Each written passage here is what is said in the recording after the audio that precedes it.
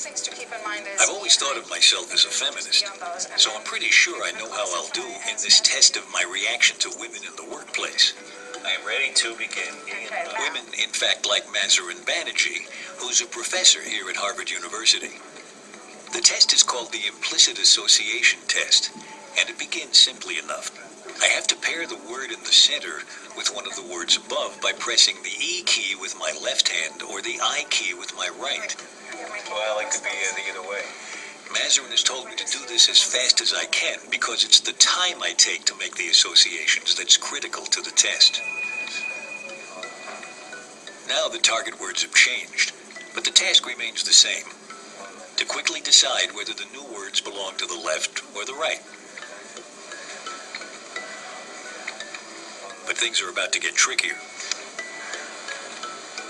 It's the same thing, except now any one of these four will show up, and when it's career or male, you'll press the left key. When it's family or female, you'll press the right key. Career or male? Yes. So now the categories are described by two words, making it harder to decide where the new words belong. Salary. But since historically male and career have gone together...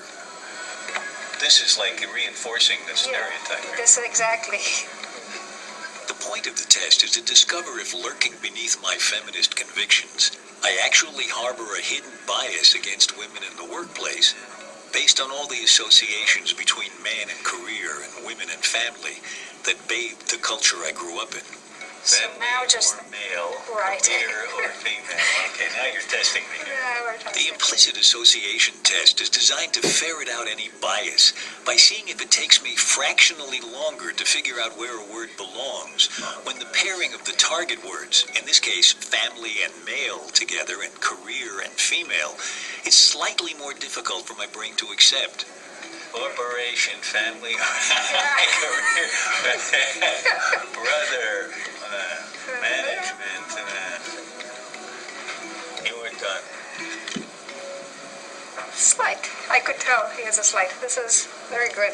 You are, so let's see, you're showing a slight automatic association between male and career, and only 12% of the population that takes this test shows this bias. What you're seeing is that you're showing a much smaller bias than what many other people show. I'm up here. I make a strong association between male and career and female and family, even though that's not what I consciously express. That's not what you live. And that's not what I live, but in my world. And I don't know. I'd be interested to know. Maybe many years of working in feminist causes made you show this lesson.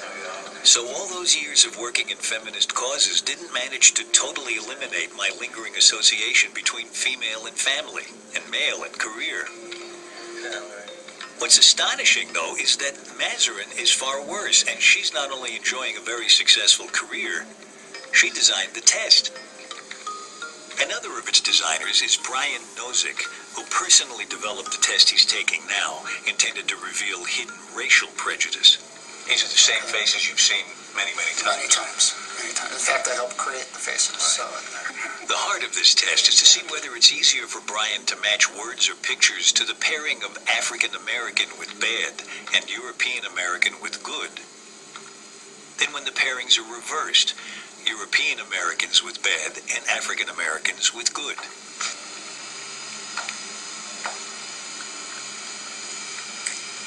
I can predict. yeah. What do you think? Moderate. I'd Moderate to strong. But, I'll say moderate as well. yeah. Strong preference for white. You're taking this for the umpteenth time, and you still haven't caught on to the fact that you're a little biased. I think part of that is the insistence that my conscious beliefs still matter. It isn't that the fact that I keep showing these implicit biases mean that I'm a biased person, so I should just accept that and move on. It's that, no, I don't agree with those. I do have them, and I will admit to having those implicit biases, but I'm not going to let that rule what I would consciously want to have. It really is remarkable that here I am in Cambridge, Massachusetts, perhaps the liberal capital of the country, with two academics who pride themselves on their enlightened attitudes, only to discover that they have latent within them biases they would fervently deny if their own test hadn't revealed them. But all may not be lost. we've found in research and also in testing of myself that if I put myself in a situation where I think about positive black exemplars, I think about Michael Jordan and Colin Powell and people like Martin Luther King who have had a very positive impact and who are also African American, I show much less bias immediately after thinking about those exemplars than if I hadn't thought about them before. Even simple things like the presence of an African American experimenter reduces race bias. That the presence of a competent woman makes women's attitudes to math become more positive.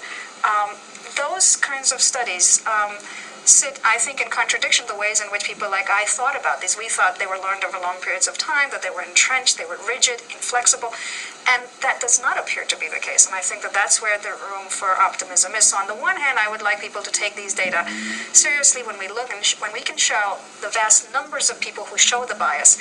I think we need to contend with that. On the other hand, what this work is showing is that it might be not that hard to shape environments that can change these, even automatic kinds of attitudes.